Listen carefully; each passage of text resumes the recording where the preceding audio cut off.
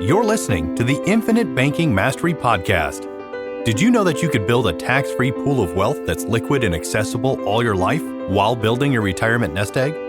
Gain full control of your financial future and stop relying on the government and banks. The wealthy have already discovered this wealth-building secret. Now it's your turn to get financially secure without following the conventional wisdom that keeps you in debt to banks. Now here's your host, Valerie LaRocque. Hello, everybody. Welcome back to the Infinite Banking Mastery Podcast. I hope you had a great week. I thought I would share today some highlights from the IBC Think Tank that I attended last week. It was really great. As I mentioned, I had the opportunity to be a presenter on stage at the Think Tank, which was the first time actually that I've presented there. It was a really great experience. I'm thankful that they asked me to do so. What they wanted me to share was just my story, being that I had started my first business while at the University of Washington as a junior, getting my degree with a concentration in finance. They wanted me to share how I had that business age 21. At age 22, I opened my second business, a restaurant in the Pike Place Market. And then age 24, I started in this industry, helping people with life insurance. And then I got licensed for helping people with their retirement accounts or other investments. I've had a lot of experience in all the different types of things that a lot of us practitioners come across. I started off in this industry buying term and investing the difference. And then I went to a company where I invested the difference, and that was all I really did. And then from there, came across and learned about IULs, which are another popular policy that's out there a lot on TikTok and a lot on social media, just in general. A lot of people are talking about these IULs like they're the most amazing thing. And so I had an opportunity to learn and work with that before discovering and falling in love with the infinite banking concept, which as soon as I learned that, became fully passionate about it and really just determined and excited to teach people about this concept that I think everybody should know. And I think it should maybe be taught in school, just what's going on with your money, what's going on in the economy, what's happening with your money, and how you can do safer things and same sort of things that banks do, that you can do it too. And so I was just excited to have the opportunity to learn and teach that. And I've been excited ever since I first learned of it. So the Nelson Nash Institute thought that my story could be helpful and inspiring to some people. And so they allowed me to share it there. And that was a lot of fun. It's always great to meet up at the think tank once a year, connect with new friends and old friends and other IBC leaders in the nation and also in Canada. It's always great to just learn from each other and get to visit and talk about what's going on in the IBC world. It's really great. So now I thought I would just go over some of the highlights from the think tank, some of my notes that I took that while I was there that I thought might be helpful or interesting to you. So the first one I thought I would cover, I thought it was really interesting. David Stearns, who runs the Nelson Nash Institute, shared a story of Nelson, who was his father-in-law, about his policy that he bought from State Farm in 1959. Now, Nelson talks about this policy in the book, The Case for IBC, which you could pick up a copy and learn more about what he has to say about that policy. But what's interesting is it was just a plain whole life policy. There was no paid up additions rider or anything like that. It still built plenty of cash value. He actually used the dividends to help pay the premiums on that policy for the first 15 years of owning that policy. And when he passed away, which was 2019, I was told that the death benefit on that policy was close to $200,000. And I just thought that was really cool information to know. Something else I heard that I thought was worth mentioning and that I think is important for you to remember is that if you want a more MEC resistant policy, then you'll want a higher base premium and a lower term rider. I know that there are a lot of, again, social media people out there talking about squish down your base premium as low as you can and put the largest paid up additions rider on that policy that you can, but it's just not as safe. It just is more risky for becoming a MEC.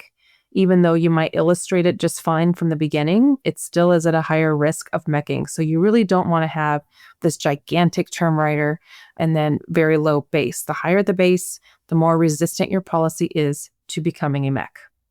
Dividends. Again, with so many agents out there preaching super low base premiums, this is a good thing to know, that the dividend is larger on base premium than it is on paid-up additions premium. The way I heard it was the more base you get to pay, the higher the dividend can become. So it's not necessarily going to be a ginormous difference. The difference from, I'm paying this much base premium and I can tell that dividend is just so huge. But the dividend does tend to be larger or billed to be larger if you have more base premium in the policy than paid-up additions premium. Or just not a super low base premium. Because we are, as practitioners, we are still going to lower that base premium to try to make your cash grow more efficiently. We just don't want it so low. One thing I heard more than once was as income rises, you should be an honest banker by increasing your premium. I thought that was an excellent way of saying that. Another practitioner said it this way. He asked us to define recapturing interest in 2 words. And those 2 words were paying premium. Because you have to keep in mind that, yes, when we are repaying our loans, that is a great way to replenish our funds, to recycle them, to be able to use them again in the future. The idea is that you eventually will pay them all back. And then when you've paid them all back and you have this payment that you're used to making to your policy, that you would turn around and get another policy to fund in premium. Or if you still have room in your paid-up additions on your contract, you can use it to fund your paid-up additions. But either way, it's going in as premium. And so that's one thing you have to keep in mind. It's not only get this one policy and repay my policy. It's also repay my policy loans. It's also let's start new premium, whether we wait until we pay off whatever it is that we borrowed from our policy or against our cash value in our policy. Or maybe we just have an increase in income or just simply are ready to start a second policy. And remember that the reason we would maybe have to start a second policy instead of increase the premium on our already existing policy is because you can't usually increase the premium on your existing policy without causing a potential MEC. Some companies you might be able to have some more flexibility, but the majority of them you cannot go in with a higher premium amount than what you started with or close to that. Otherwise, the policy will become a MEC. Some companies may have additional flexibility with that paid-up additions rider, but then some companies also are doing regular MEC testing and some are not. And so you just have to be careful because even though you might start off with a policy that looks good, there's still the potential for it to MEC if it's not well built and have some room for that growth or that extra premium in the future.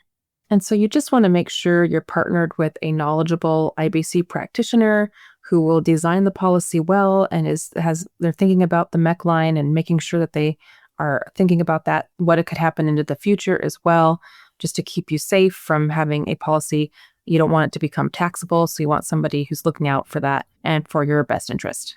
That's one great thing about the Nelson Nash Institute is that they take training very seriously and they make sure that the practitioners there are well mentored, so they really know how to help people well once they graduate from the program.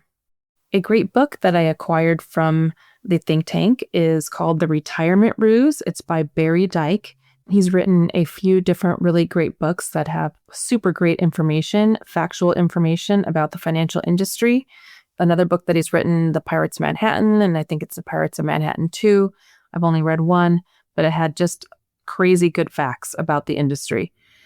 He was a speaker at the think tank as well, and he had so much information. I think that I'm going to go and expand more on some of the information that he has once I finish reading his book.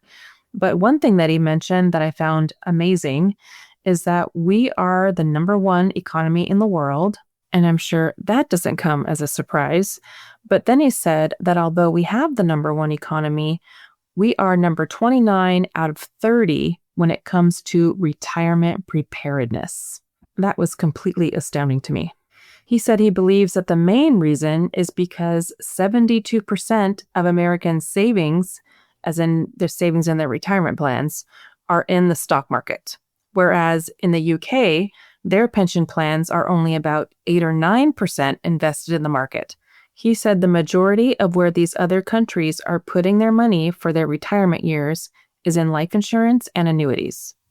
And if you have any questions about annuities, I can certainly help you understand your options there as well. I do think they are great for creating your own personal pension, as in an income stream you cannot outlive, that both you and your spouse cannot outlive. One of the speakers there, I know this was Jason Lowe out of Canada, he put into perspective the phrase, buy term and invest the difference.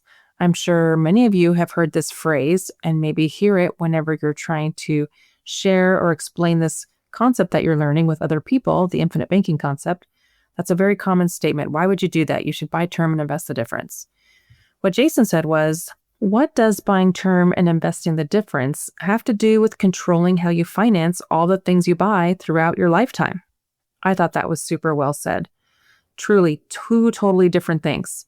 And while focusing on how you can finance your future purchases, building that pool of cash, you have the side effect of leaving a legacy, a great legacy, a death benefit to those you care about. As much as some of you don't really care about the death benefit, it's still a very important and needed benefit for most survivors. Oh, and I wanted to point this out as well.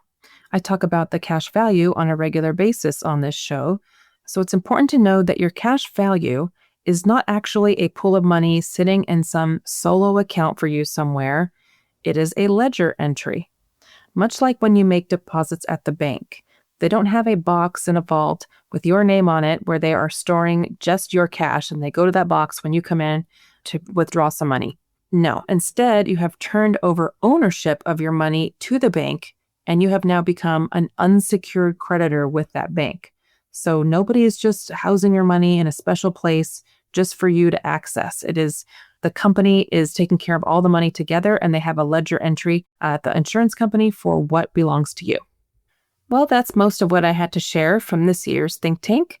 I will share some more next time if I missed anything and look forward to sharing some highlights from Barry Dyke's book that I purchased, The Retirement Ruse.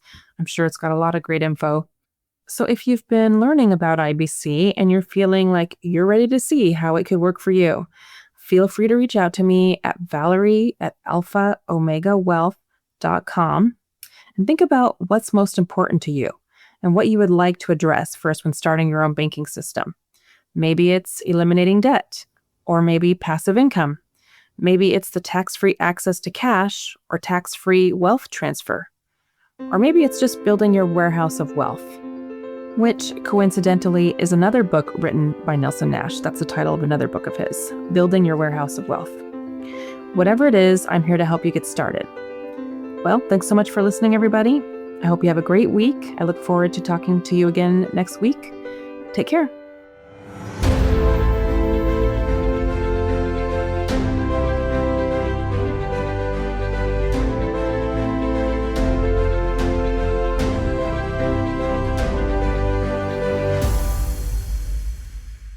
This is thepodcastfactory.com.